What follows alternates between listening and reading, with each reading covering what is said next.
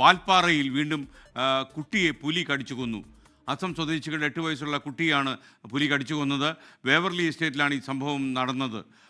നൂറുൻ ഇസ്ലാം എന്ന കുട്ടിയാണ് മരിച്ചത്. നേരത്തെയും ഈ പുലിയുടെ ആക്രമണം ഒരു കുഞ്ഞിൻ്റെ വീട്ടിനുള്ളിലേക്ക് കടന്നു ഒരു പുലി കുഞ്ഞിനെ ആക്രമിച്ചിരുന്നു. അന്ന് ആ കുഞ്ഞ് കഷ്ടിച്ച് രക്ഷപ്പെടുകയായിരുന്നു. എന്നാൽ ഇപ്പോൾ നമ്മുടെ ബോർഡറിലുള്ള ഈ വാൽപ്പാറ എന്ന് പറയുന്ന സ്ഥലത്തുനിന്ന് വീണ്ടും പുലി കുഞ്ഞിനെ കടിച്ചു കൊന്ന സംഭവം വരുന്നു. കൂടുതൽ വിവരങ്ങളുമായി സൂരജ് സജി തത്സമയം ചേരുകയാണ്. സൂരജ്, കൂടുതൽ വിശദാംശങ്ങൾ എന്തൊക്കെയാണ്?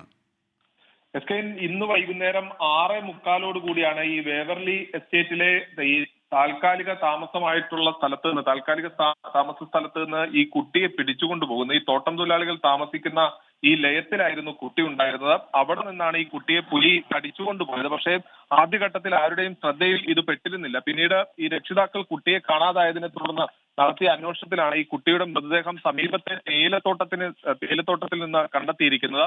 ഏതാനും മാസങ്ങൾക്ക് മുൻപ്, അതായത് ഒരു 1.5 മാസമാകുന്നേ ഉള്ളൂ, വാൽപ്പാറയിൽ സമാനമായ രീതിയിൽ ഒരു 6 വയസ്സുകാരി കൊല്ലപ്പെട്ടിരുന്നു. അന്ന് കുട്ടിയെ കടിച്ചുകൊണ്ടുപോയ പുലി കുട്ടിയെ കടിച്ചുകൊണ്ടുപോവുകയായിരുന്നു. പിന്നീട് പിറ്റേ ദിവസമാണ് ഈ കുഞ്ഞിന്റെ മൃതദേഹം അടക്കം കണ്ടെത്തിയത്. അതിനുശേഷം ഈ സുരക്ഷയടക്കം വർദ്ധിപ്പിക്കുമെന്ന് തമിഴ്നാട് സർക്കാർ അടക്കം അറിയിച്ചിരുന്നതാണ്. തമിഴ്നാട് വനംവകുപ്പ് അതിനുള്ള നടപടികളൊക്കെ സ്വീകരിച്ചെന്ന് അന്ന് പ്രഖ്യാപിച്ചതുമാണ്. പക്ഷേ അതിനിടയിലാണ് ഇപ്പോൾ വീണ്ടും ഒരു 8 വയസ്സുകാരന് കൂടി ജീവൻ നഷ്ടമായിരിക്കുന്നത്. ഈ കുട്ടി ഈ വീടിന് പുറത്തെ ലയത്തിന് പുറത്തിരുന്ന് കളിക്കുകയായിരുന്നു എന്നുള്ളതാണ് നമുക്ക് ലഭിക്കുന്ന വിവരം. പക്ഷെ പിന്നീട് ഈ കുട്ടിയെ കുറിച്ചൊരു വിവരം ലഭിക്കാത്തതിനെ തുടർന്ന് രക്ഷിതാക്കളും നാട്ടുകാരും ചേർന്ന് നടത്തിയ തിരച്ചിലാണ് ഈ കുട്ടിയുടെ മൃതദേഹം വേവർലി എസ്റ്റേറ്റിൽ നിന്ന് കണ്ടെത്തിയിരിക്കുന്നത്. ഇപ്പോൾ ഈ മൃതദേഹം വാൽപ്പാറയിലെ ഗവൺമെന്റ് ആശുപത്രിയിലേക്ക് മാറ്റാനുള്ള നടപടി സ്വീകരിച്ചു വരികയാണ്. ഈ കുട്ടിയുടെ മൃതദേഹം അവിടെ നിന്ന് മാറ്റി ഇനി ഈ ആശുപത്രിയിൽ എത്തിച്ച് ഇൻക്വസ്റ്റ് നടപടികളടക്കം പൂർത്തിയാക്കേണ്ടതുണ്ടൊക്കെ.